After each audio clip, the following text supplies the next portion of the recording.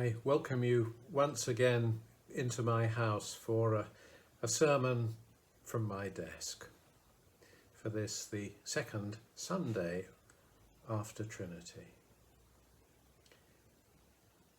Jeremiah didn't want to be a prophet.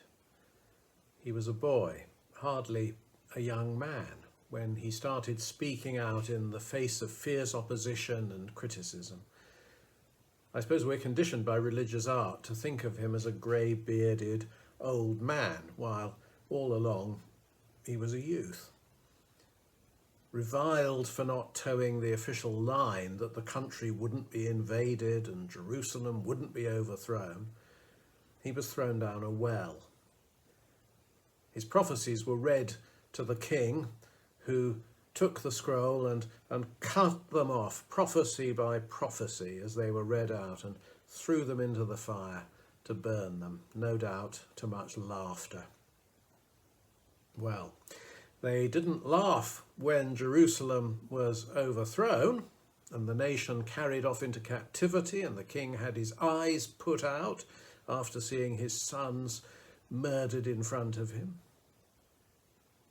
Jeremiah continued his prophecies in exile, but no one burnt them anymore. Speaking against the tide of opinion is a hard and dangerous thing to do.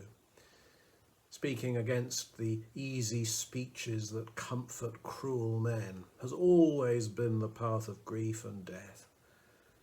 Look at all the journalists shot for exposing the truth. All the decent people brought low for speaking up.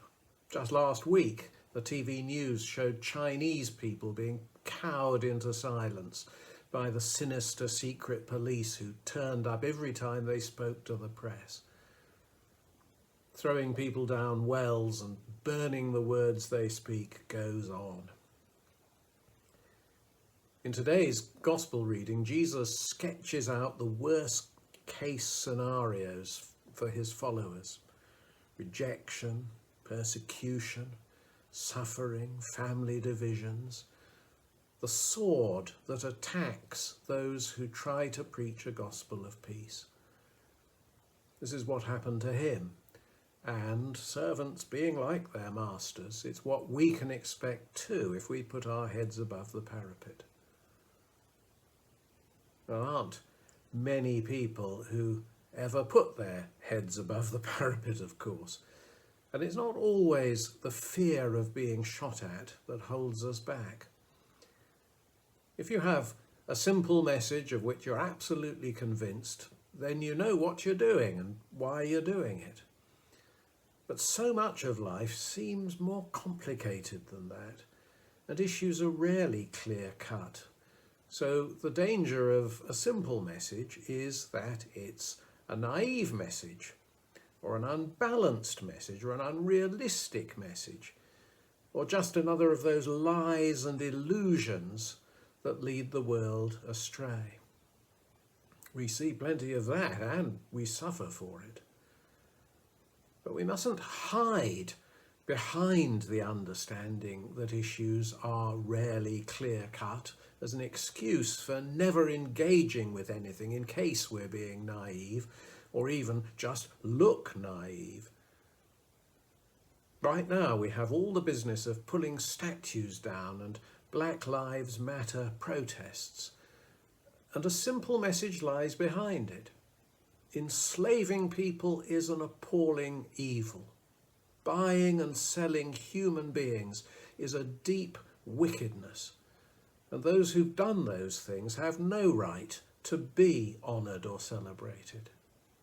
And that's right. You can try to change the narrative by saying that you can't rewrite history, or that attacking the symbols of yesteryear misses the point, or that civil disorder isn't the way to effect change.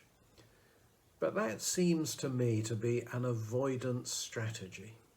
It feels like finding reasons to duck down under the parapet. Yes, there is truth in those things.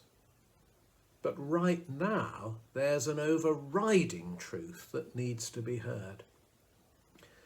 The current situation hasn't come about because people have suddenly become interested in Edward Colston or Cecil Rhodes, but because yet again a black American man, George Floyd, was cruelly, unthinkingly and casually murdered by white police officers, and the whole scandal of racial division and prejudice that's simmering in the United States has boiled over once more, and boiled over in a more determined way, so that people are speaking of this as a tipping point.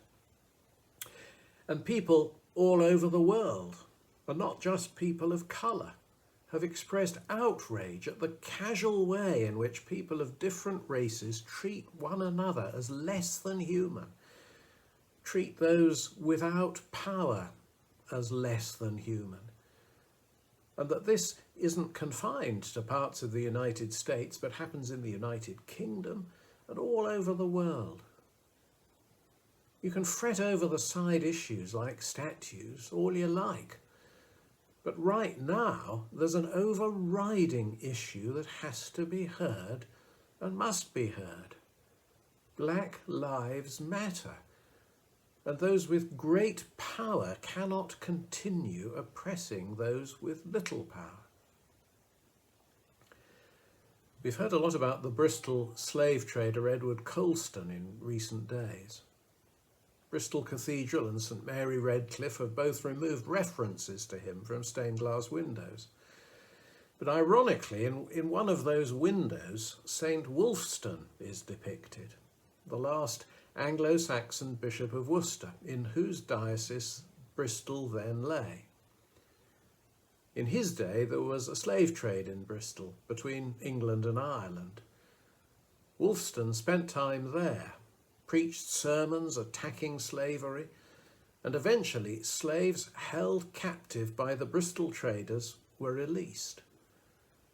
Now, slavery wasn't considered immoral in Wulfstan's day, so his stand was a brave and prophetic one in which he pitted himself, pitted the Christian gospel against the rich and powerful. So on the very docks where Colston's statue was thrown into the water, almost 1,000 years previously, there stood a man who worked for the release of slaves. If they want to replace the statue of Edward Colston, why not put St Wulfstan in his place? If you're cynical, you'll say there's a great deal of jumping on the bandwagon with Black Lives Matter at the moment, with lots of people, especially people in the public eye, suddenly embracing an issue they largely ignored before. But for all that, there are very many for whom this is a genuine moment of speaking the prophetic word that can get them thrown down a well or denounced as evil, rejected, perhaps by family members, or placed in the way of danger. People might not like or agree with how the message is being expressed, but for Christians there's a simple, clear and inescapable truth at its heart. Human beings are all made in the image and likeness of God. All are equal in God's sight. All are worthy of respect. Christ died for all, the same Christ who, being in very nature God, did not consider equality with God something to be used to his own advantage. Rather, he made himself nothing by taking the very nature of a slave, being made in human likeness. Words of St. Paul from his letter to the Philippians.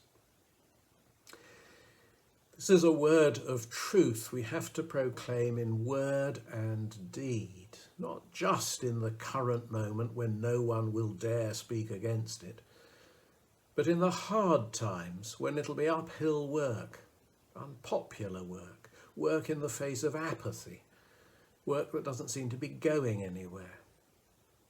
There's slavery in the modern world. There's human trafficking in the modern world. Some of it in this country. So we need a new St Wulfstan. but there's the shadow of ancient slavery that's made to hang over men and women of colour in the United States and other places. And those people, freed from their physical shackles generations ago, need to be freed from the invisible shackles of prejudice and complacency that limit and blight lives still today. Isn't the gospel about proclaiming good news to the poor, freedom for prisoners, and recovery of sight for the blind, to set the oppressed free, to proclaim the year of the Lord's favour? This is where the words of Jesus meet us and challenge us today. And he says, "Take up your cross and follow me."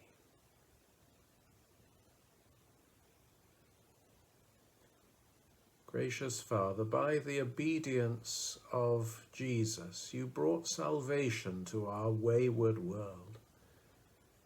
Draw us into harmony with your will, that we may find all things restored in him, our Saviour, Jesus Christ. Amen.